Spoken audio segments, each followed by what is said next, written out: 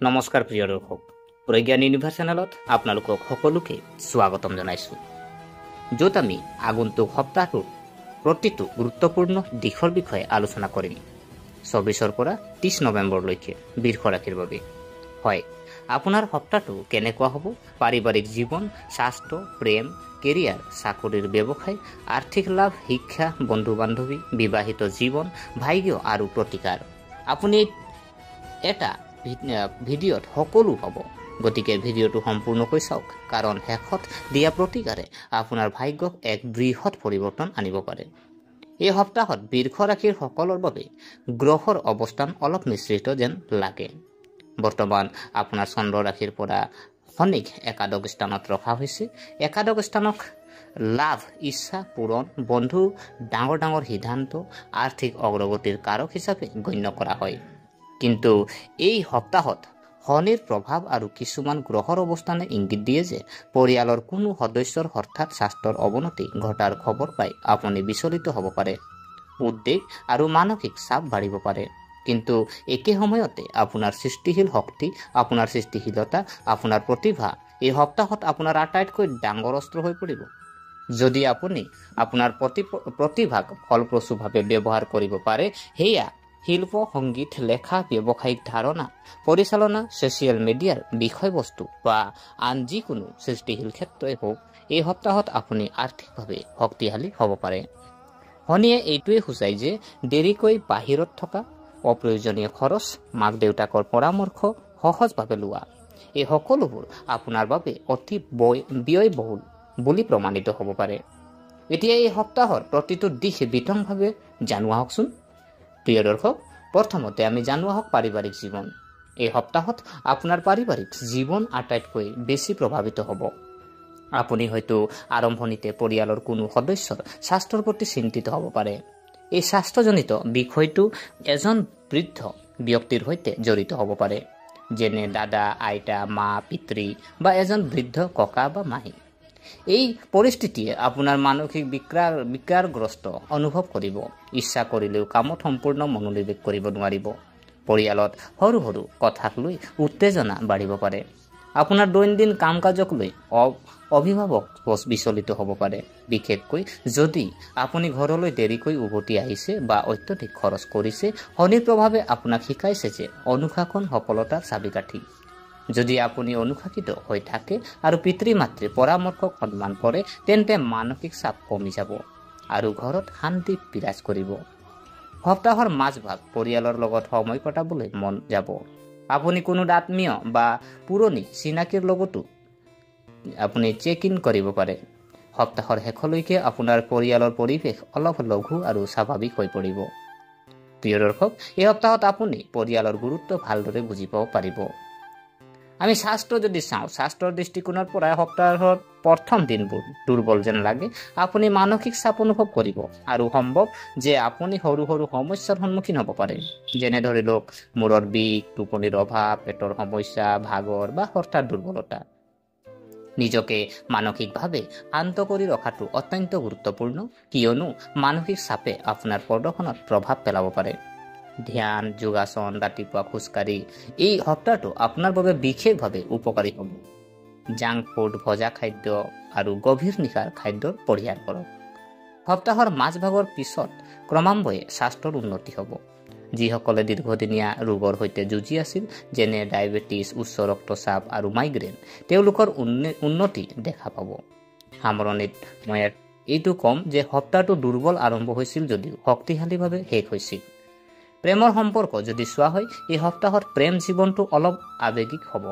সংগীৰ প্ৰতি আপুনি অধিক সংবেদনশীল হ'ব, কিন্তু মানসিক চাপ বা পৰিয়ালৰ সমস্যাৰ বাবে আপুনি আপোনাৰ সংগীক প্ৰয়োজনীয় সময় দিব নোৱাৰিব পাৰে। ইয়াৰ ফলত সৰু সৰু ভুল বুজাবুজিৰ সৃষ্টি হ'ব পাৰে। কিন্তু কথা বতৰাৰ জৰিয়তে যদি প্ৰতিটো সমস্যা সমাধান কৰে, তেন্তে সম্পৰ্কটো আগৰ তুলনাত অধিক শক্তিশালী হৈ উঠিব। অবিবাহিত মানুহৰ বাবে যদি চোৱা হয়, পুৰণি প্ৰেমলৈ ঘূৰি অহাৰ সম্ভাৱনা বা বিশেষ বন্ধুৰ সৈতে ঘনিষ্ঠতা বাঢ়ি অহাৰ সম্ভাৱনা থাকে। বিবাহিত জাতক জাতিকাৰ বাবে এই সপ্তাহত আপোনাৰ আৱেগিক সংযোগ বৃদ্ধি পাব।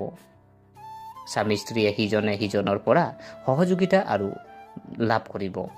কেৰিয়াৰ আৰু চাকৰি যদি চাওঁ, এই সপ্তাহটোৱে আপোনাৰ বাবে আপোনাৰ পেছাদাৰী জীৱনত সুযোগ কঢ়িয়াই আনে, কিন্তু আপুনি অধিক কঠোৰ পৰিশ্ৰম কৰিব লাগিব। একাদশ স্থানত শনিৰ স্থানে আপোনাৰ কেৰিয়াৰ লেহেমীয়া কৰিব, কিন্তু ই নিশ্চিতভাৱে অগ্ৰগতি নিশ্চিত কৰিব। সপ্তাহৰ আৰম্ভণিতে কামৰ চাপ বেছি হ'ব, পুৰণি দায়িত্ব বাঢ়িব পাৰে, এটা ডাঙৰ প্ৰকল্পত আপোনাৰ ভূমিকা গুৰুত্বপূৰ্ণ হ'ব। অৱশ্যে এই সপ্তাহত আপুনি আপোনাৰ সৃষ্টিশীলতা আৰু উদ্ভাৱনীমূলক ধাৰণাৰে আপোনাৰ ঊৰ্ধ্বতন বিষয়াসকলৰ আপ্লুত কৰিবলৈ সক্ষম হ'ব।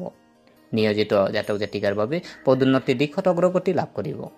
বিষয়াসকলে আপোনাৰ কামৰ শলাগ ল'ব, সহকৰ্মীসকলে সহায় কৰিব, কিন্তু হঠাতে যদি আপুনি ছুটি লৈ অসমাপ্ত কামবোৰ পলম হ'ব পাৰে আৰু কাৰ্যালয়ত হেঁচা বৃদ্ধি পাব পাৰে।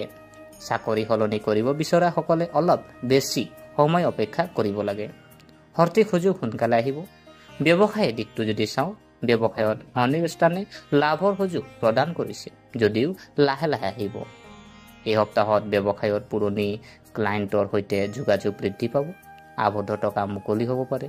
অংশীদাৰসকলে আপোনাক সহায় কৰিব আৰু নতুন ধাৰণা এটাই কাম কৰিব, কিন্তু মনত ৰাখিব নতুন বিনিয়োগত খৰখেদা নকৰিব। এই সপ্তাহত যদি আপুনি সৰু সৰু কিন্তু বুদ্ধিমানৰ সিদ্ধান্ত লয়, আপুনি লাভৰ নিশ্চয়তা পাব।